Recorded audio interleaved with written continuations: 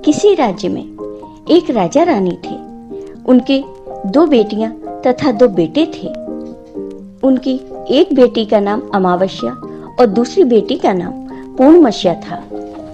पूर्णमस्या बहुत ही धार्मिक प्रवृत्ति की थी। वह हमेशा पूजा पाठ किया करती थी और गाय की सेवा किया करती थी और सारा काम करती थी। और अमावस्या की पूजा पाठ में कोई रुचि नहीं थी। वह कभी भी पूजा पाठ नहीं करती थी, लेकिन और ना ही कोई काम किया करती थी। लेकिन दोनों बहनें एक दूसरे को बहुत प्यार करती थी। लेकिन राजा रानी का व्यवहार पूर्णिमा के प्रति अच्छा नहीं था। वो अमावस्या को चाहते थे और अपने दोनों पुत्रों को प्यार करते थे। तो राजा रानी अपने पुत्र का ज्यादा ख्याल रखते थे। धीरे धीरे समय बीतता है और राजा रानी के बच्चे बड़े हो जाते हैं। राजा अपने बेटों का विवाह कर देते हैं और राजा की दोनों बेटियां भी बड़ी हो जाती हैं। फिर सब राजा से कहते हैं कि अब इनका विवाह कर दीजिए। राजा ने कहा,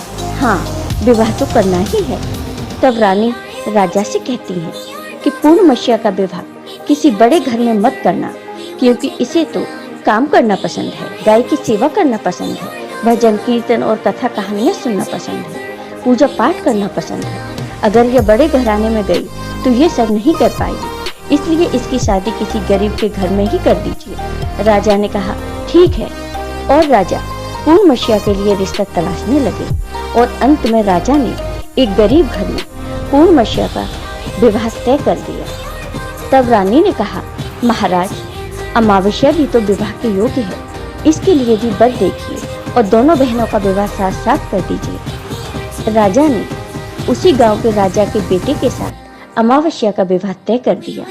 राजा ने रानी को बताया तो वह बहुत खुश हुई और मन में सोचने लगी, अब देखते हैं कि पूर्णिमा गरीब के घर कैसे रहती है, बहुत पूजा पाठ करती है। देखते हैं इसके भगवान इसकी क्या मदद करते हैं। फिर समय आने पर राजा ने अपनी दोनों बेटियों का विवाह कर दिया। अमावस्या को बहुत धन दौलत दी, लेकिन पूर्णमस्या को कुछ भी नहीं दिया। पूर्णमस्या के भाई भाभी उसे बहुत प्यार करते थे, क्योंकि वो अपनी भाभीयों का काम में हाथ बटाती थी, लेकिन अमावस्या उन पर रौब जमाती थी। फिर अमावस्या और पूर्णमस्या दोनों अपनी अपनी ससुराल चली गईं। एक बार की बात है, अमावस्या ने अपने घर पर सिर्फ चर्चा रखी और उसने सबको बुलाया, लेकिन अपनी बहन पूर्णमस्या को नहीं बुलाया। पूर्णमस्या अपने दरवाजे पर बैठी थी तो गांव की औरतों ने कहा कि तुम्हारी बहन के घर सिर्फ चर्चा है, तुम नहीं जाओगे। तब पूर्णमस्या ने कहा, नहीं, मैं नहीं जा रही, क्योंकि मेरी बहन ने मुझे नहीं बुलाया, तो मैं कैसे जा सकती हूँ। तब गांव की औरतों ने कहा कि नहीं बुलाया तो क्या हुआ, पूजा पाठ है, तुम चलो हमारे साथ। गांव की औरतों की बात मानकर पूर्णमस्या शिव चर्चा में चली गई। जब अमावस्या ने पूर्णमस्या को देखा तो वो गुस्से से बोली कि जब मैंने तुम्हें नहीं बुलाया तो तुम मेरे घर क्यों चली आई। अब आ ही गई हो तो चुपचाप एक जगह बैठी रहना, इधर उधर मत घूमना। उसने पूर्णमस्या की गरीबी का बहुत मजाक उड़ाया। पूर्णमस्या की आंखों से आंसू बहने लगे और वह भगवान शिव से प्रार्थना करने लगी, हे भगवान, मुझ पर आप कब कृपा करेंगे। आखिर मेरा कसूर ही क्या है। क्या पूजा पाठ करना, गाय की सेवा करना, काम करना गलत है। भगवान, अब मुझ पर रहम करो। इस तरह वो भगवान से विनती करती रही। शिव चर्चा पूरी हो गई और अमावस्या ने सबको प्रसाद दिया, लेकिन पूर्णमस्या को प्रसाद नहीं दिया। वो वहां से बिना प्रसाद के वापस आ गई। वह रास्ते में सोचती है कि घर पर बच्चे प्रसाद मांगेंगे तो मैं क्या कहूँगी। फिर उसके मन में विचार आया कि क्यों ना अपने भाई भाभी से मिलकर आऊं। फिर वह अपने पति और बच्चों को बताकर अपने मायके जाने के लिए निकल गई। चलते चलते उसे एक तुलसी का पेड़ मिला। वहाँ एक चबूतरा बना था जिस पर एक बूढ़ी माई बैठी थी। उन बूढ़ी माई ने पूर्णमस्या से पूछा, बेटी, तुम कौन हो और कहाँ जा रही हो। तब पूर्णमस्या ने बूढ़ी माँ को अपना परिचय दिया। फिर बूढ़ी माँ ने कहा, बेटी देखो, मेरा तुलसी का पौधा सूखा जा रहा है, इसमें थोड़ा जल डाल दो और चबूतरे के भी धुलाई कर दो तो थोड़ी ठंडक मिलेगी। तो पूर्णमसीहा ने चबूतरे को धोया, तुलसी की पूजा की, उसमें जल डाला और बूढ़ी माँ को भी स्नान कराया और उनके चरण दबाए। फिर पूर्णमसीहा ने कहा, माँ जी और कोई काम है क्या? तो बूढ़ी माँ ने कहा, नहीं बेटी, और उसे खूब आशीर्वाद दिया और कहा, जाओ तुम अपने मायके, लेकिन लौटते समय मुझसे मिलकर जाना। तो उसने कहा, ठीक है माँ जी, और वह आगे बढ़ी। चलते चलते रास्ते में उसे एक शिव मंदिर मिला। वहाँ भी एक चबूतरा था, उस पर एक बूढ़े बाबा बैठे थे। वो कोई और नहीं, स्वयं भगवान शिव थे, लेकिन पूर्णमसीहा ने उन्हें पहचान नहीं पाया। बूढ़े बाबा ने कहा, तुम कौन हो बेटी? तब पूर्णमसीहा बोली, क्या बात है बाबा? तब उन बाबा ने कहा, बेटी क्या तुम इस मंदिर की साफ सफाई कर दोगी? बहुत गंदा हो गया है, और चबूतरा भी धो देना, और मेरे नहाने के लिए 2 बाल्टी पानी भर देना, तो तुम्हारा बहुत एहसान होगा। पूर्णमसीहा ने खुशी खुशी सब काम किया और भगवान शिव की पूजा की। थोड़ा और आगे चली तो उसे काली माँ का मंदिर मिला। काली माँ भी एक बूढ़ी माँ के रूप में वहाँ बैठी थी। काली माँ ने कहा, बेटी कौन हो? तब पूर्णमसीहा ने अपना नाम बताया और कहा, क्या बात है माँ जी? तब बूढ़ी माँ ने कहा, बेटी यहाँ सब लोग पूजा पाठ करके चले जाते हैं, कोई मंदिर साफ नहीं करता। देखो मंदिर कितना गंदा हो गया है, जरा इसकी साफ सफाई कर दो। पूर्णमसीहा ने मंदिर की साफ सफाई की, माँ का श्रृंगार किया, पूजा की। उसके बाद बूढ़ी माँ को स्नान कराया और हाथ पैर दबाए। फिर वह आगे बढ़ी तो एक नदी मिली। वहाँ भी एक बूढ़ी माँ बैठी थी। वो कोई और नहीं, गंगा मैया थी। उन्होंने कहा कि बेटी कौन हो तुम? तब उसने अपना नाम बता दिया। फिर बूढ़ी माँ ने कहा, बेटी यहाँ सब स्नान तो करते हैं, लेकिन कोई साफ सफाई नहीं करता, तुम यहाँ की साफ सफाई कर दो। उसने वहाँ भी सफाई कर दी। फिर वो बूढ़ी माँ भी उसे आशीर्वाद देती है। फिर वह नाव में बैठकर नदी के उस पार जाती है तो नाव में फूल बिछे होते हैं और वह फूल की नाव में बैठकर अपने मायके पहुंच जाती है। भाई भाभी पूर्णमसीहा को देखकर बहुत खुश होते हैं और उसकी खूब खातिर करते हैं। फिर सब खूब बातें करते हैं। सुबह जब ननद जाने को तैयार हुई तो भाभी ने एक लाल साड़ी दी और कहा, ननद जी इस साड़ी को पहन लो, और हाँ जल्दी जल्दी आया करो, बहुत दिनों के बाद आती है। तब ननद ने कहा, ठीक है भाभी, आप जब भी मुझे बुलाओगी मैं आ जाऊंगी। फिर पूर्णमसीहा ने लाल साड़ी पहन ली और 16 श्रृंगार कर लिया। भाभीियों ने थैला भरकर उसे सामान धन गहने दिए।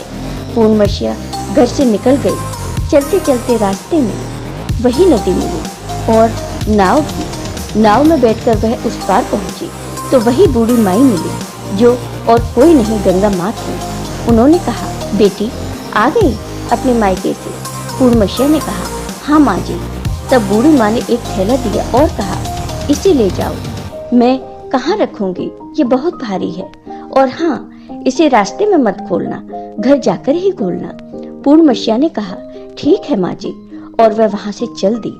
आगे चली तो काली माँ का मंदिर मिला। वहां भी बूढ़ी माँ थी। उन्होंने भी पूर्णमसीहा को एक थैला दिया। अब उसके पास 3 थैले हो गए। फिर कुछ आगे बढ़ी तो शिव मंदिर मिला। वहां भगवान बूढ़े बाबा के रूप में बैठे थे। उन्होंने भी उसे एक थैला दिया। वो लेकर पूर्णमसीहा आगे बढ़ी तो तुलसी माँ मिली। उन्होंने भी एक थैला दे दिया। अब पूर्णमसीहा अपने घर पहुंच गई और वो 5 थैले खोलने लगी। सबसे पहले उसने अपने मायके का थैला खोला। उसमें खाने पीने की चीजें, कपड़े और गहने वगैरह थे। उसने खाने की चीजें और कपड़े अपने बच्चों को दिए तो बच्चे उन कपड़ों को पहनकर बहुत खुश हुए। दूसरा थैला जो गंगा माँ ने दिया उसे खोला तो उसमें सोना चांदी भरा था। तीसरा थैला जो काली माँ ने दिया था उसमें 16 श्रृंगार भरा था। चौथा थैला जो भगवान शिव का था उसमें सब खुशियाँ थी, धन संपत्ति सब कुछ था। 5वां थैला तुलसी माँ का, उसे खोला तो उसमें चावल गेहूँ सब भरा था। अब पूर्णमसीहा के घर किसी प्रकार की कोई कमी नहीं थी। धन संपत्ति, अन्न धन भंडार से उसका घर भर गया। पूर्णमस्या खुशी खुशी रहने लगी। एक दिन पूर्णमस्या ने सोचा, क्यों न मैं शिव चर्चा करवाऊं। फिर पूर्णमस्या ने शिव चर्चा रखी तो सबको बुलाया। वह अपनी बहन के घर भी गई बुलावा देने। जब अमावस्या अपनी बहन के घर चर्चा में आई तो उसने घर में धन दौलत देखकर आश्चर्यचकित रह गई। फिर अमावस्या ने पूछा कि तुम्हारे घर में इतना धन दौलत कैसे हो गया। तब पूर्णमस्या ने कहा, देखो बहन, तुमने चर्चा रखी तो मुझे नहीं बुलाया, फिर भी मैं बिना बुलाए तुम्हारे घर गई, लेकिन तुमने मुझे प्रसाद नहीं दिया। फिर तुम्हारे घर से आने के बाद मैं मायके चली गई। फिर सब बात उसने अमावस्या को बता दी।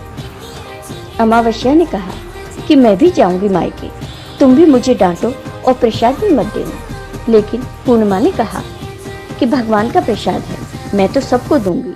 लेकिन अमावस्या ने प्रसाद नहीं लिया और अपने घर जाकर बच्चों से कहकर अपने मायके के लिए चल दी। चलते चलते तुलसी माँ मिली। उन्होंने कहा, बेटी ये चबूतरा धुल दो और तुलसी में पानी डाल दो। तो अमावस्या कहती है, ए बुढ़िया, मैंने इतनी महंगी साड़ी पहन रखी है, ये गंदी हो जाएगी, मैं कुछ नहीं करूंगी। आगे चलकर भगवान शिव जी मिले तो उनसे भी उसने ऐसे ही कह दिया। उससे आगे काली माँ मिली तो उनसे भी यही कह दिया। फिर गंगा मैया मिली तो उनसे भी ऐसे ही कह दिया। फिर वह नाव में बैठी तो नाव में कांटे थे जो उसके पैर में चुभ गए। फिर वह अपने मायके पहुंच गई। जब उनकी भाभियों ने देखा तो कहा, ये कहाँ से आ गई? अरे पूर्णमस्या के पास तो कुछ नहीं था, इसलिए उसे सब कुछ दिया, लेकिन ये यहाँ क्यों आई है? कोई बात नहीं, अब आ ही गई है तो बैठो, ये तो कुछ काम करवाएगी नहीं। बेचारी पूर्णमस्या तो सारा काम करवाती है। अमावस्या खाना खाकर सो गई। सुबह हुई तो अमावस्या ने कहा, भाभी हम जा रहे हैं। तो भाभी ने कहा, ठीक है। तब अमावस्या ने कहा, भाभी पूर्णमस्या को तो आपने थैला दिया, मुझे कुछ नहीं। तो भाभी ने कहा, जाओ तुम्हारे घर थैला पहुंच जाएगा। फिर अमावस्या चल दी तो गंगा मैया मिली। गंगा माँ ने कहा, आ गई बेटी? तो उसने कहा, आपने पूर्णमस्या को थैला दिया, मुझे कुछ नहीं दोगी? तो गंगा मैया ने कहा, ठीक है, जाओ बेटी, हम घर भिजवा देंगे। ऐसे ही काली माँ, भगवान शिव और तुलसी माता ने भी कह दिया। जब वह घर पहुंची तो उसके आंगन में 5 थैले रखे थे। जब अमावस्या 5 थैले खोलती है तो किसी में मिट्टी, किसी में ईंट पत्थर, किसी में सांप बिच्छू थे। उसने अपना माथा पीट लिया और कहा, हे भगवान, हमें मायके में भी कुछ नहीं मिला और इधर भी कुछ नहीं मिला। फिर अमावस्या दौड़कर पूर्णमस्या के पास जाती और कहती है कि तुझे इतना सब मिला, मुझे कुछ भी नहीं। तब पूर्णमस्या ने कहा, मैं मायके जाती हूँ तो भाभीयों के साथ काम करवाती हूँ, और तुमने तो भाभी की कभी भी मदद नहीं की, तो भाभी तुमको क्या देती? गंगा माँ को तुमने ठुकरा दिया, शिव जी, काली माँ, तुलसी माँ, सबको तुमने ठुकरा दिया, इसलिए भगवान ने तुम्हें कुछ नहीं दिया। तब अमावस्या कहती है, बहन मुझे माफ कर दो, मैंने सदा तुम पे अत्याचार किया, लेकिन इसमें मेरा कोई कसूर नहीं था। मुझे भी बताओ, अभी मुझे नहीं मिला, लेकिन मैं भक्ति करके सब प्राप्त कर लूंगी। तब पूर्णमस्या ने कहा कि बहन देखो, 3 सूत्र का ज्ञान ले लो। पहले सूत्र में दया मांगना, दूसरे सूत्र में चर्चा करना और तीसरे सूत्र में 108 बार ओम नमः शिवाय का जाप करना। बहन, भगवान ने जो 3 सूत्र दिए हैं वो प्रसाद के रूप में स्वीकार करना और हृदय में बसाना। मैंने सच्चे मन से भगवान का पूजा पाठ किया, सबकी मदद की, सबका काम किया, इसलिए मुझे सब कुछ मिला और तुम्हारे पास जो भी था वो भी खत्म हो गया। तब अमावस्या अपने घर गई और वह पूजा पाठ करने लगी और भगवान शिव से माफी मांगने लगी। जय हो भगवान शिव की। आपको ये वीडियो पसंद आया हो तो कमेंट बॉक्स में कमेंट करके जरूर बताइए। साथ ही मेरे वीडियो को ज़्यादा से ज़्यादा शेयर करिए। धन्यवाद।